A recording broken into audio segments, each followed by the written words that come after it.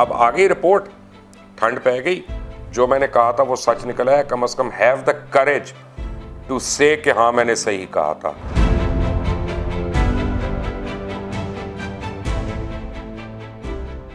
अस्सलाम वालेकुम, मेरा नाम मुबशर लुकमान है। आप देख रहे हैं मुबशर लुकमान यूट्यूब चैनल। और PIA का वो जहाज़, इल फेटेड जहाज़ जो लाहौर से कराची जाते हुए क्रैश हो गया था, उसकी अब तफसीली रिपोर्ट आ गई है और वज़ीर आज़म को सबमिट भी हो गई है। आपने अगर अभी तक इस चैनल को सब्सक्राइब नहीं किया तो प्लीज़ कर लें, बेल आइकॉन को ज़रूर प्रेस करिएगा ताकि मज़ीद अपडेट्स भी आपको आती रहें।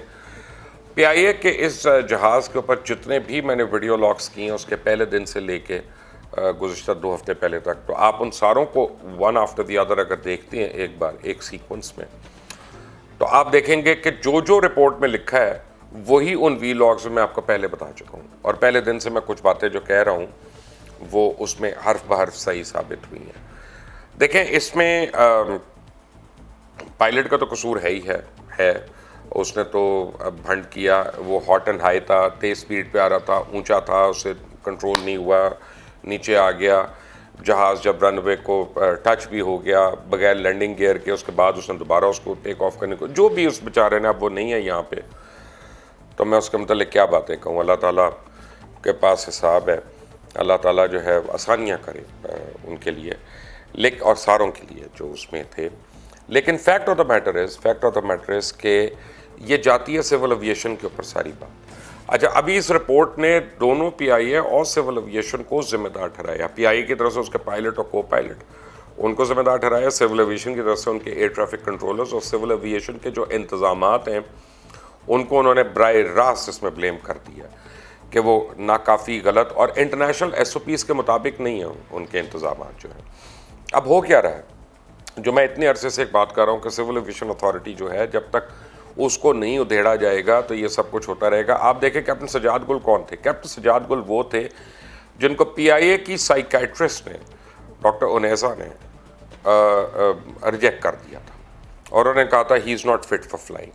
और उसके बाद वो बाहर गए और किसी को, मैं एज्यूम कर रहा हूँ अब ये, क्योंकि हो सकता है कि ना दिया हो सकता है उन्होंने वैसे सर्टिफिकेट ले लिया हो, कोई दोस्ती यारी में ले लिया हो या किसी और तरीके से लिया हो। बहरहाल वो एक अपना साइकोलॉजिकल सर्टिफिकेट ले आई क्लियरेंस का, उसकी बिना पे उनको यहाँ पायलट भर्ती कर दिया गया, जबकि PIA की अपनी जो साइकाइट्रिस्ट है उन्होंने उनको रिजेक्ट कर दिया था।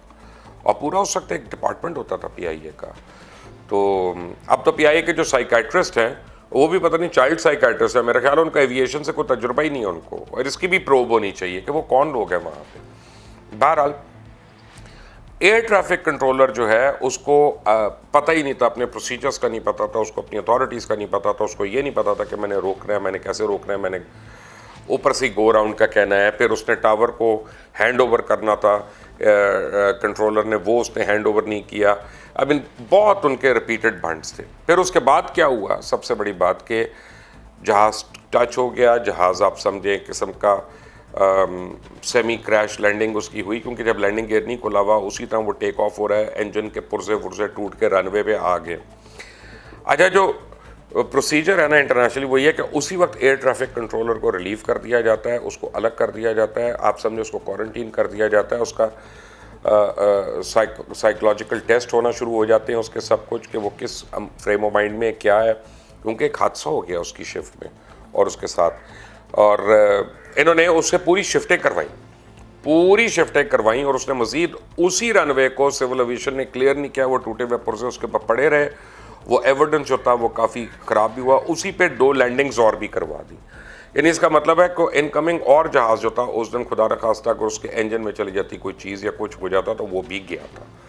तो अब मुझे तो नहीं पता कि कौन सा पुर्जा कितना बड़ा था या क्या नहीं था या कितना हिस्सा था। मैं तो जो एक प्रोटोकॉल है मैं उसकी बात कर रहा हूँ कि उस रनवे को सील किया जाता है, उसको क्लियर किया जाता है, एविडेंस कलेक्ट की जाती है, दूसरे रनवे को यूज़ किया जाता है meanwhile, and that is how things are done. फिर रेस्क्यू ऑपरेशंस में सिविल एविएशन अथॉरिटी जो है वो टोटल मिसिंग रहा सिविल एविएशन अथॉरिटी। अब वो रिपोर्ट क्या कहती है कि जी उन्होंने कौमी एयरलाइन और सिविल एविएशन अथॉरिटी दोनों को जिम्मेदार करार दिया है और इब्तदाई तहकीकाती रिपोर्ट जो है एयरक्राफ्ट एक्सीडेंट इन्वेस्टिगेशन बोर्ड के सदर उस्मान गनी ने वो वज़ीर आज़म को पेश करवा दी है। रिपोर्ट में कौमी एयरलाइन और सिविल एविएशन को बतदरीज हादसे का जिम्मेदार ठहराया गया और हादसे की रोकथाम में पीआई और सिविल एविएशन का तरीक़ाकार भी नाकाम है। ये बिल्कुल सही है, क्योंकि ट्रेनिंग और ऑनगोइंग ट्रेनिंग और जो उसकी सारे प्रोसीजर्स की इम्प्लीमेंटेशन है वो इतनी कमज़ोर है सिविल एविएशन की तरफ से कि आप पीआईए को छोड़ दें, एयर ब्लू पे भी हो चुका है, भोजा पे भी हो चुका है, तो सारी एयरलाइनें गलत है। नहीं, एक्चुअली इसका मतलब है कि जो मदरशिप है ना हमारा, असल गड़बड़, असल जो वायरस है वो उस जगह पे है कि उसको जब तक नहीं ठीक करेंगे ये एयरलाइंस नहीं ठीक होंगी। अब इसमें ये भी वो कह रहे हैं कि शायद कोई टेक्निकल इशू भी हो और उसकी मज़ीद पुरज़े जो हैं उन्होंने उसके ऊपर अब जांच पड़ताल हो रही है। हो सकता है कि लैंडिंग गियर ने कोई प्रॉब्लम की, हो सकता है किसी और चीज़ ने प्रॉब्लम की, हो सकता है कोई एवियोनिक्स में कोई प्रॉब्लम हो। आई मीन होने को तो अल्लाह रहम करे बहुत कुछ हो सकता है, लेकिन अभी उस चीज़ की पूरी तफसील जो है वो आ रही है। तो अभी तक जो इब्तदाई रिपोर्ट है उसमें एयर ट्रैफिक कंट्रोलर और पायलट दोनों को जिम्मेदार ठहराया। और वो कहते हैं कि दोबारा टेक ऑफ के दौरान इंजन फेल हुए, दोबारा टेक ऑफ नहीं करना चाहिए था। जब एक दफ़ा बेली पे आ गया तो उसको वहीं पे लैंड कराना चाहिए था। 9000 मीटर्स का ये रनवे था। 9000 मीटर के रनवे के ऊपर वो तब 4000 फुट के ऊपर 4000 के ऊपर या 4500 के ऊपर आके पहली बार टच कर रहा है और एक इंजन हो रहा है, दूसरा इंजन हो रहा है 50 फुट के बाद, तो उसको वहीं पे बेली लैंड कर लेना चाहिए था। वो उसकी गलती। उसने जब वो टेक ऑफ किया उसके बाद कंट्रोलर ने दोबारा उसको 0180 यानी पूरा लेफ्ट पे घुमा दिया, जबकि सामने बिल्कुल उसके फैसल बेस थी एयरफोर्स की, उनका पूरा रनवे है बड़ा जिसके ऊपर C-130s लैंड होते हैं सारे, तो बड़ा रनवे है। तो उसको कुछ मुड़ने की ज़रूरत नहीं थी कहीं, और 17 मिनट फ्लाई जो करता रहा जिसके दौरान इंजन फेल हुए, उसको वो करने की ज़रूरत नहीं थी। अगर एयर ट्रैफिक और ये दोनों इन सिंक होते तो वो वहीं पे लैंड कर जाता, यूँ सामने ही उतर जाता बड़े आराम से। ये मैं आपको बिल्कुल एक उसकी प्रैक्टिकल बात बता रहा हूँ। अब वो तो कहते हैं कि जी दोबारा पायलट को उड़ाना नहीं चाहिए था जहाज़, बिल्कुल सही कहते हैं। अच्छा, इसमें उन्होंने कहा रिपोर्ट में कि जहाज़ शुरू से ही तेज़ रफ्तार और ऊंचाई पे आ रहा था, जो मैंने आपका हॉट एंड हाई था, और लैंडिंग पोजीशन में भी आने के लिए जहाज़ की ऊंचाई मुकर्रर हाइट से ज़्यादा भी, और फिर पहले नाकाम लैंडिंग के 12 घंटे तक जहाज़ के पुरजे रनवे पे मौजूद रहे। यानी आफरीन है सिविल एविएशन अथॉरिटी के ऊपर। इतने ये बेरहम और इतने नालायक लोग हैं इस सिविल एविएशन अथॉरिटी में कि जिसका जितना मातम किया जाए ना वो कम है। और वैसे आप इनसे बात कर लें तो अंग्रेज़ी बोल बोल के दिमाग ख़राब कर देंगे आपका, आपको बताते रहेंगे कि क्या करना है क्या नहीं होना और ये वो।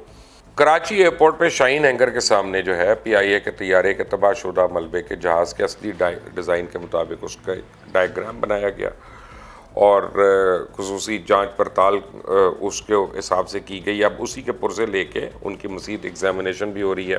हो क्या रहा है यहाँ पे? हो ये रहा है कि सिविल एविएशन ने पहले ही इस रिपोर्ट के आने से पहले एक अपनी रिपोर्ट दे दी और उन्होंने कह दिया जी पायलट जिम्मेदार है, ताकि वो गोंगलों से मिट्टी झाड़ दी उन्होंने। लेकिन इस पूरे हादसे में अगर आप देखते हैं और ख़ास तौर पर रेस्क्यू ऑपरेशंस को अगर आप देखते हैं तो सिविल एविएशन अथॉरिटी की और उनके तमाम अहदेदारों की क्रिमिनल नेग्लिजेंस है। इन सारों पे क्रिमिनल FIRs होनी चाहिए। इन्होंने किसी ज़ख्मी को रेस्क्यू करने की भी कोशिश नहीं की, जो कि इनका प्राइमरी जॉब था वहाँ पे। इन्होंने जब मेडे की कॉल आ गई तो इन्होंने रनवे पे कोई और तैयारी हुई ही भी नहीं थी इनकी कि जिसके ऊपर अगर वो रनवे तक आ भी जाता तो उसको कैसे फैसिलिटेट करना था। वो तो पहले चले बेचारा क्रैश कर गया, लेकिन अगर वो आ भी जाता वहाँ पर तो कैसे करना था। दूसरा, अब इस बात की तहकीकात होनी चाहिए, ये बर्ड हिट्स वगैरह जो हो रही हैं, आयरोज जो हो रही हैं, कि सिविल एविएशन अथॉरिटी ने अपनी सारी ज़मीन जो एयरपोर्टों की ज़मीन थी उसको बेच बेच के उस पर घर बनवा दिए जो हज़ारों की तादाद में लाहौर, कराची, इस्लामाबाद हर जगह पे हैं।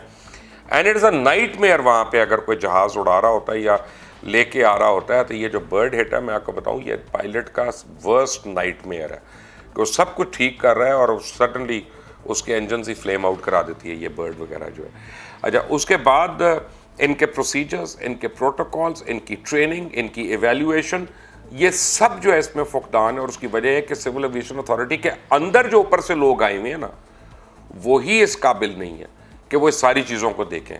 कमाल है, वो आके नारे ऐसे मारते रहते हैं कि हमसे ज़्यादा तुम्हें पता है, हमसे ज़्यादा। भाई ये कमर्शियल एविएशन की बात हो रही है, ये कॉम्बैट एविएशन नहीं है। दोनों में ज़मीन आसमान का फ़र्क है, और जिस तरह फिज़िक्स और केमिस्ट्री का फ़र्क है इसी तरह इन दोनों में भी फ़र्क है, और बेइंतहा फ़र्क है। जो आदमी जानता है, जो मैं कमर्शियल एविएशन की बात कर रहा हूँ, वो कॉम्बैट एविएशन का जो आदमी है, जब तक वो इसमें आके ट्रेनिंग नहीं लेता, जब तक इसमें अपने आप को एवेल्यूएट नहीं करवाता, जब तक इस पे नए सिरे से वो स्टडी नहीं करता, अपने आप को सिम वगैरह में हर चीज़ में जो भी प्रोसीजर्स हैं उसमें से नहीं गुजरता, तब तक वो केपेबल नहीं होता। अगर वो ये कर ले तो वो ज़रूर केपेबल है, लेकिन एडमिनिस्ट्रेशन का तो पता ही नहीं उसको।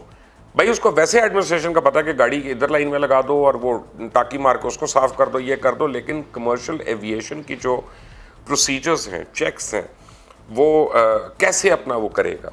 तो इन सब को सिविल एविएशन के ऊपर के लोगों को निकालना पड़ेगा, तभी पीआईए हो, सरीन हो, एयर इंडस हो, कोई भी एयरलाइन हो, इनके ऊपर भी चेक्स आएंगे। मैं एयरलाइन को बरी ज़बान नहीं कह रहा, लेकिन एयरलाइन का जो कसूर है वो सेकेंडरी कसूर है, सबसे पहले रेगुलेटर का कसूर है। इसके ऊपर मज़ीद मेरी प्रोब जारी है और मैं बहुत कुछ इस पर लाने वाला हूँ और अनकरीब। देखते रहे मुबश्शिर लुकमान यूट्यूब चैनल। हाँ, एक बात मैं बता दूँ, सॉरी मैं याद आ गया मुझे, पैल्पा वालों इतना मुझे ताने देते हैं, मैं अब क्या नाम लूँ, मेरे दोस्त हैं पैल्पा में, कि ये हो गया वो हो गया, आप इसका वेट करते उसका वेट करते, आपको ये नहीं पता। अब आ गई रिपोर्ट, ठंड पै गई, जो मैंने कहा था वो सच निकला है। कम से कम have the courage to say कि हाँ मैंने सही कहा था।